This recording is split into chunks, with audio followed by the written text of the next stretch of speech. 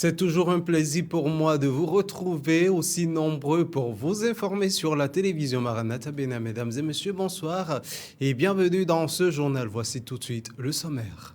94,27%, tel est le résultat proclamé par la Cour constitutionnelle en faveur du duo Wada Italata à la tête du pays. Si ce score suscite beaucoup d'intérêt, un autre chiffre électoral frappe aussi les esprits, le taux de participation. On parlera également économie dans ce journal. Près de 7% du taux de croissance a été lancé par le Fonds monétaire international pour le Bénin. Le FMI revoit ainsi à la hausse ses prévisions de croissance qui passent désormais de 6,7% à 7%. Une annonce qui confirme ainsi la résilience de l'économie nationale. Et puis l'ancien président de la République du Bénin, Dieudonné Nicéphore Soglo, est admiratif de la transformation du Bénin nouveau et invite chaque citoyen à militer pour la continuité afin que la transformation du pays soit totale. Mais Dieu prouve son amour envers nous en ce que lorsque nous étions encore pécheurs, Christ est mort pour nous. Romains 5, verset 8, à toutes et à tous à nouveau. Bonsoir. C'est une victoire hors norme, 94,27% pour le duo Wada Italata. La Cour constitutionnelle, haute juridiction gardienne du temple démocratique, a tranché dans l'après-midi de ce jeudi 16 avril 2026 après des jours d'attente suspendus au rythme de la CEDA. Le président Dorothée Sosa a officiellement proclamé le duo Wada Italata vainqueur de la présidentielle du 12 avril dernier. Ensuite, la proclamation du président de la Cour constitutionnelle. Le nombre d'inscrits total est de 7 897 287 et le nombre total de votants de 5 020 401. Que dès lors, le taux de participation s'élève à 63,57%. Sur l'élection du duo président de la République et vice-président de la République, considérant qu'au terme des dispositions de l'article 45 nouveau de la Constitution, le duo président de la République et vice-président de la République est élu à la majorité absolue des suffrages exprimés. Si celle-ci n'est pas obtenue au premier tour du scrutin, il est procédé à l'organisation d'un second tour. Sont admis au second tour les deux duos de candidats ayant recueilli le plus grand nombre de suffrages au premier tour de scrutin. Fin de citation. Qu'en l'espèce, les suffrages valablement exprimés étant de 4 853 746 voix, la majorité absolue s'établit à 2 426 874 voix. Que les résultats obtenus dans l'ensemble des postes et sommes de vote par les deux duos de candidats en lice se déclinent ainsi qu'il suit. Duo Kossi Mbweke Romuald Wadayi, Mariam Chabi Talata, 4 575 449 voix, soit 94,27%. Duo Paul Hunkwe Roch Judicaël Onwanou, 278 297 voix, soit 5,73%. Qu'il résulte de ces résultats que le duo Kossi Mbweke Romuald Wadayi, Mariam Chabi Talata a obtenu 4 575 449 voix, soit plus de la majorité absolue des voix. Qu'il s'ensuit que le duo Kossi Mbweke Romuald Wadayi, Mariam Chabi Talata a recueilli la majorité absolue des suffrages requis pour être proclamé élu dès le premier tour du scrutin. En conséquence, article 1er déclare que l'élection présidentielle du 12 avril 2026 est régulière. Article 2 proclame élu M. Kossi Mbweke Romuald Wadayi, président de la République. Madame Mariam Chabi Talata, vice-présidente de la République. 94,27%, tel est le résultat proclamé par la Cour constitutionnelle en faveur du duo Wadaï Talata à la tête du pays. Si ce score suscite beaucoup d'intérêt, un autre chiffre électoral frappe aussi les esprits, le taux de participation.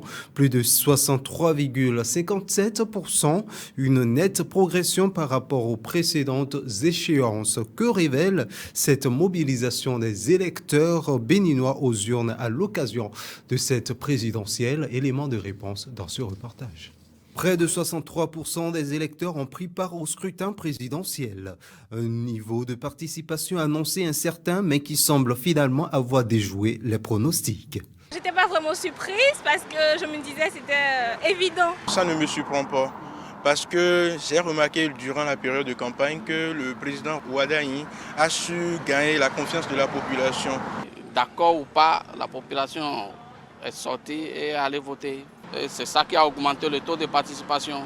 Entre surprise et sens du devoir, les perceptions varient, mais une autre question s'impose, celle de l'écart entre le taux de participation et le pourcentage obtenu par le vainqueur.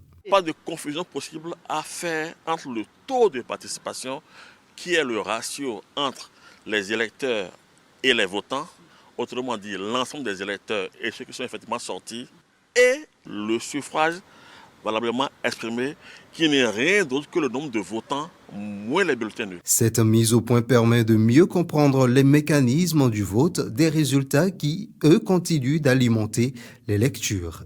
On pourrait à première vue dire que les Béninois ont massivement adhéré au projet de société du candidat Romuald Wadaï. Les gens se disent, avec ce qu'il a dit, nous avons la certitude qu'avec lui, beaucoup de choses vont évoluer. Les Béninois nourrissent l'espoir que leurs enfants vont trouver du travail, qu'ils auront des centres de santé, que les marchés seront accessibles, que les routes seront accessibles. Le problème de l'eau, de l'électricité sera réglé. En 91, on a eu 64% de taux de participation. En 96, 78%.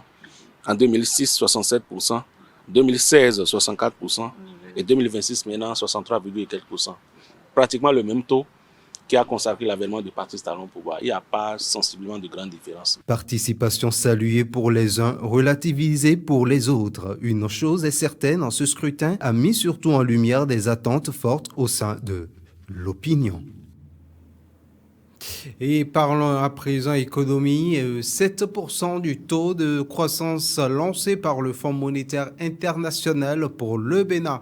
Le FMI revoit aussi à la hausse ses prévisions de croissance qui passent désormais de 6,7% à 7%, une annonce qui confirme ainsi la résilience de l'économie nationale dans un contexte mondial pourtant incertain. Quels sont donc les facteurs et à qui va profiter cette croissance? Élément de réponse dans ce récit.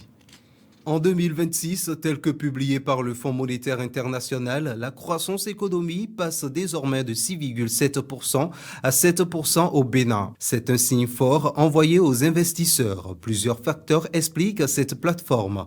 Entre autres, les réformes économiques engagées, les investissements publics structurants, la modernisation des infrastructures, la diversification de l'économie et, résultat, le pays maintient une croissance solide et stable. Mais derrière ce tableau, une question essentielle. Quel impact pour les populations? Une croissance plus forte peut entraîner plus d'emplois, plus d'opportunités économiques, une amélioration des revenus. Cette révision à la hausse intervient dans un contexte particulier à quelques semaines de la passation de charges entre le président Patrice Talon et son successeur. Avec une croissance désormais attendue à 7%, le Bénin confirme son positionnement parmi les économies les plus dynamiques de la sous-région. Merci également à la SRTB qui nous permettent justement d'avoir donc ces éléments. Et hors du Bénin à présent, accord le 19 avril entre la République démocratique du Congo et la FCM 23 pour un cessez-le-feu et l'aide humanitaire. L'Union africaine condamne la nomination d'un diplomate israélien au Somaliland, voilà, très bien, j'y arrive. Guerre au Moyen-Orient, l'Iran hésite à participer au pourparlers d'Islamabad. La compilation du Monde en bref porte la signature de Félicité Boutan. Un accord a été conclu le 19 avril entre la RDC et le groupe armé AFC M23 à l'issue des pourparlers tenus du 13 au 17 avril à Montreux sous l'égide du Qatar. Le texte prévoit l'acheminement rapide et sans entrave de l'aide humanitaire dans l'est du pays, la libération de prisonniers sous 10 jours, ainsi que la protection des civils, des humanitaires et des infrastructures essentielles. Un protocole de vérification du cessez-le-feu doit également être signé. Depuis fin 2021, la FCM23, soutenue par le Rwanda, contrôle de vastes zones de l'Est congolais, une région en proie des conflits récurrents depuis plus de 3 décennies. Un précédent accord signé en décembre sous médiation américaine n'a pas permis de mettre fin au combat. L'Union africaine a condamné dans un communiqué publié le 19 avril 2026 la nomination d'un diplomate israélien auprès du Somaliland, dénonçant une initiative contraire au droit international.